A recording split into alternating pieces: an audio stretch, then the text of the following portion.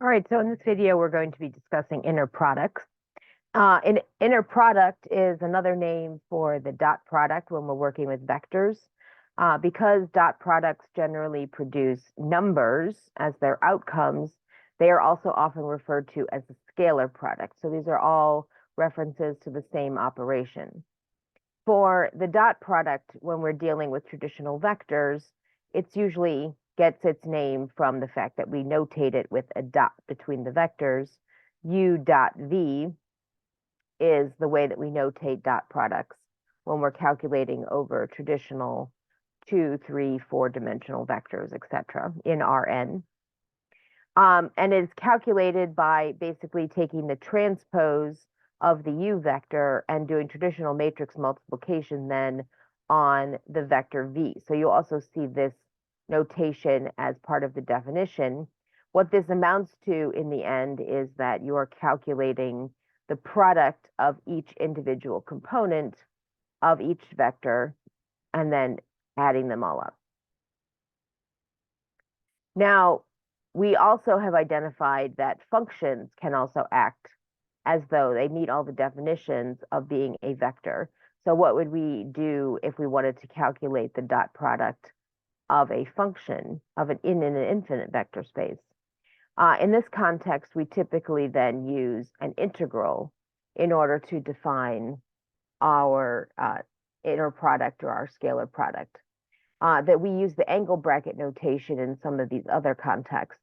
Dot products become particularly important in quantum mechanics.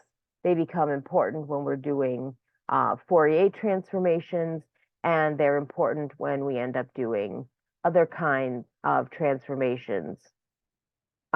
We actually cover quite a few of these in various types in various differential equations courses. We don't call them inner products, but that's what they actually are. Now, in our example, they typically have the form of the integral from some constant a between negative a and a, so some symmetric interval, and then you simply multiply the functions together and integrate the result. Again, in some common definitions, you'll see that a is equal to 1.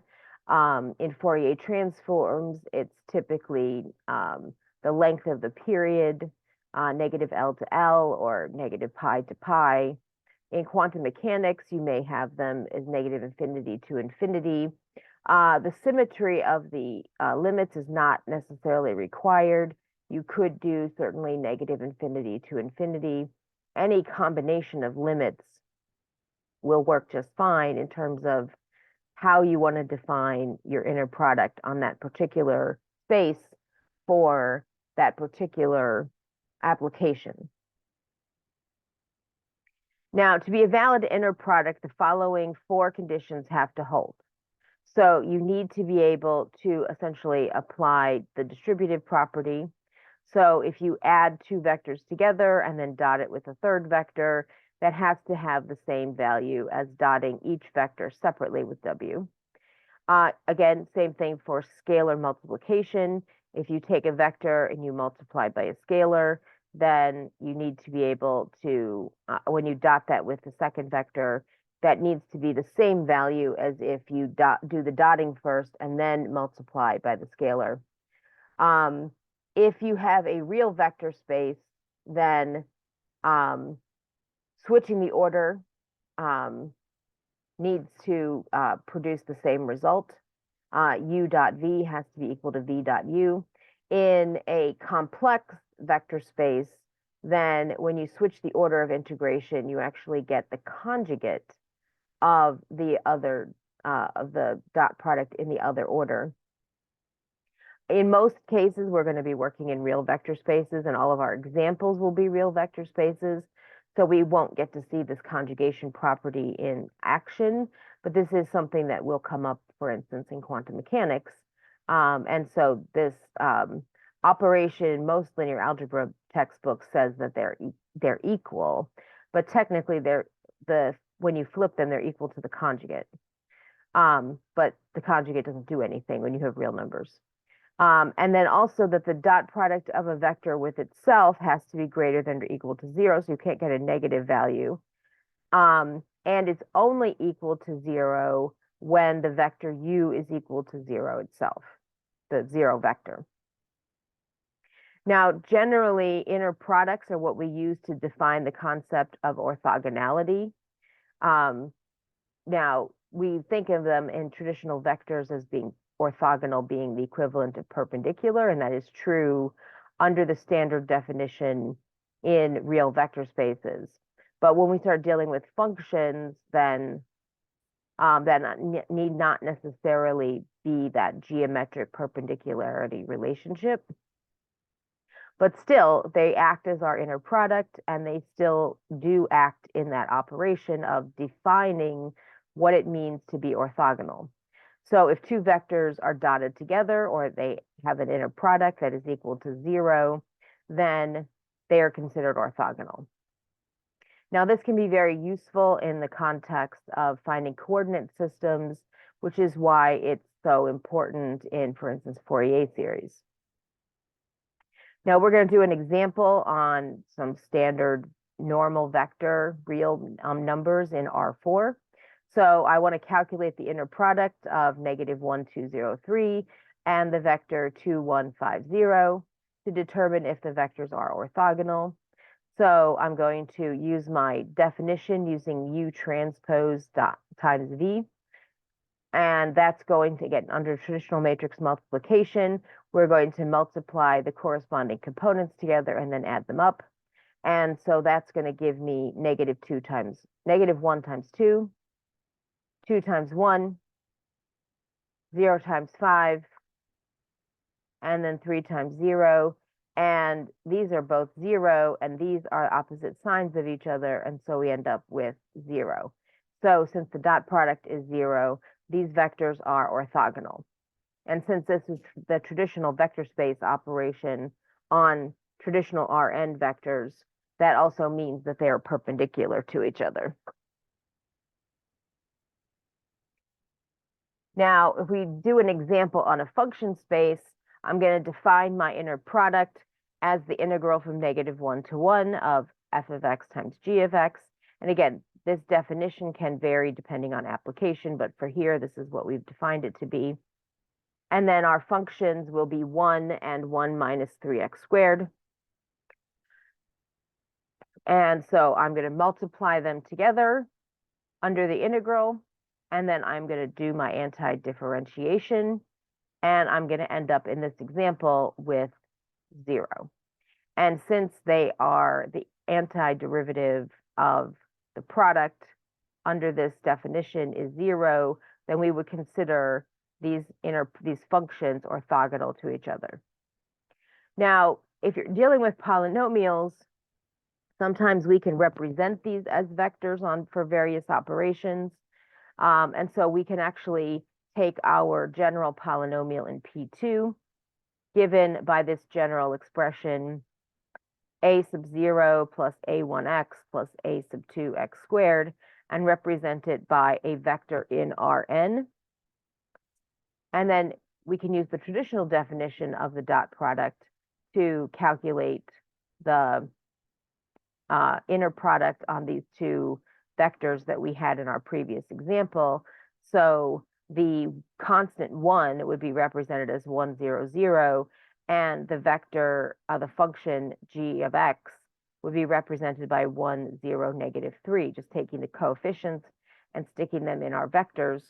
Under the traditional dot product, in this example, we would get 1, not 0. And so under this definition of the dot product, they are not orthogonal, even though under a prior definition they were orthogonal. So it's important to keep in mind that the choice for your inner product, how you define that, is going to depend on what happens, what we mean by orthogonal in that vector space.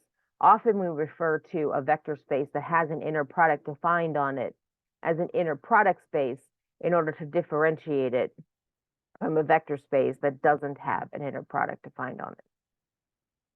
Since your vector space can have different inner products on it, the spaces will behave differently in terms of their orthogonality, depending on how you define that inner product. Now, if we want to construct a vector which is orthogonal to another vector, then this is another application that we can use that definition of orthogonality in order to use it for something. So if we want to construct a vector orthogonal to a given vector, like 1, -2, 4, then we can use the inner product to do that. What we'll do is we'll create a dummy vector, ABC, and then we'll dot our original vector with our new dummy vector and get an expression and set that expression equal to be 0, since that's what orthogonality means. It's the inner product is 0. So in this equation, we have 3 unknowns, but we have only one equation, which means we have 2 free variables. So we can select freely values for B and C, and then that will force A to be something. So in this example, suppose we let B equal to 1 and C equal to 1. Then when we plug those into our equation for our dot product, we end up with A having to be -2. And so we get our vector -2, 1, 1. And then that, if you dot that with our original vector, you will in fact get 0. Now you can also do multiple vectors this way, or dot products to find orthogonal vectors to multiple vectors. So we could continue this example. Suppose I wanted to find a third vector that was orthogonal to both of these vectors. Well, I could certainly do that. I would take my dummy vector, I would dot it with this first vector, and then I would also dot it with the second vector. That would give me a system of 2 equations in 3 variables, which would leave me with 1 free variable. And I could freely pick whatever that third value was, and then that would force the other 2 values to be something. A and B would have to be dependent upon that value of C that we chose. And then I could get a third vector that was orthogonal to both of these vectors. Of course, in R3, I could also just do the cross product. But if I'm in R4, I can't do that.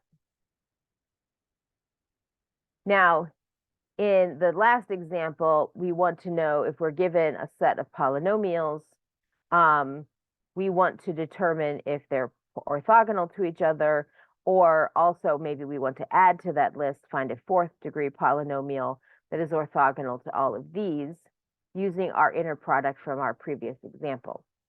So remember, the definition of our inner product was to integrate from -1 to 1 of all of our f times g functions, the product of them. So if we are going to expand this list of polynomials that are orthogonal to each other, we're going to need a degree 3 polynomial. And so our general generic P3 polynomial, degree 3 polynomial, would look like our degree 2 polynomial, except it would have this third component. So a sub 0 plus a1x plus a2x squared and a3x cubed. And so we would need to calculate each of our 3 inner products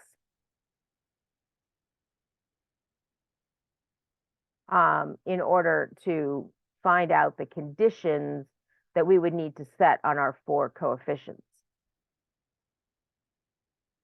So if I integrate 1, the first of our vectors from our list, times our new vector, I'm going to split this into even components and odd components. As we know, the odd components integrated from -a to a will give me 0. And then that will leave me with only these 2 terms to integrate. And I will get this expression in the end. I'll integrate the constant.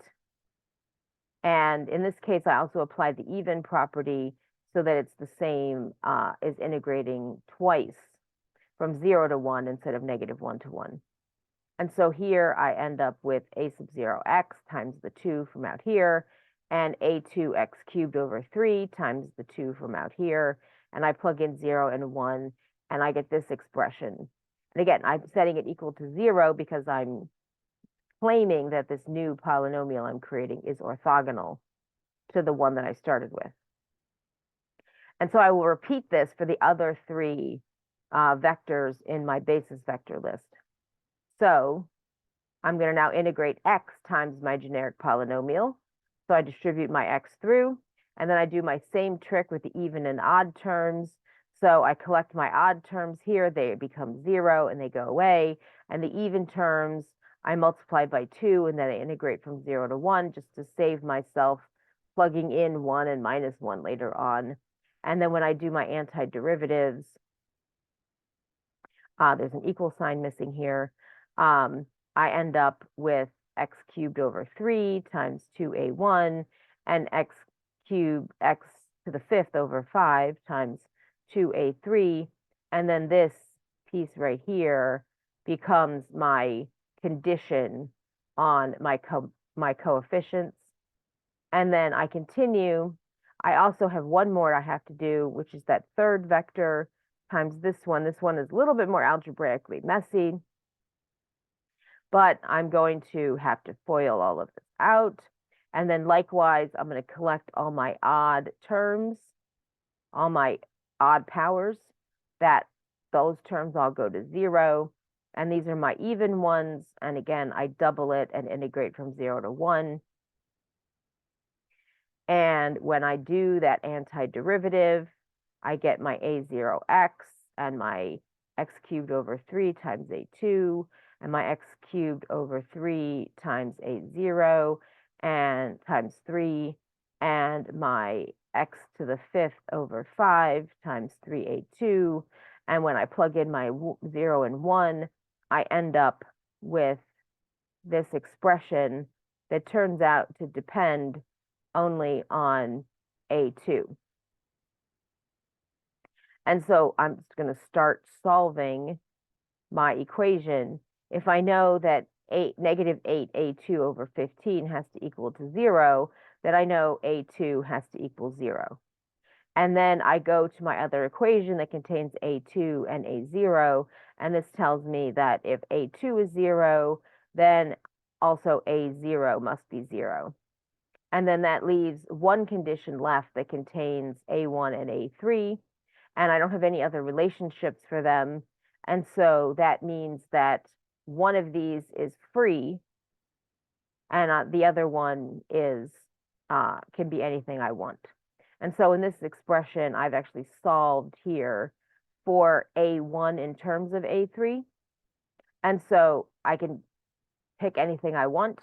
So for example, if I just try to make the coefficients nice and not ugly looking, if I choose a3 to be 5, for instance, then a1 would be negative 3. And then that means our fourth polynomial, to expand our list into degree 3 polynomials, I would need to add negative 3 x plus 5x cubed. And I can continue this. It becomes obviously the math, because this is already quite a lot of math, but the math becomes, even longer, even more tedious if you wanted to expand this again. But the procedure would be the same.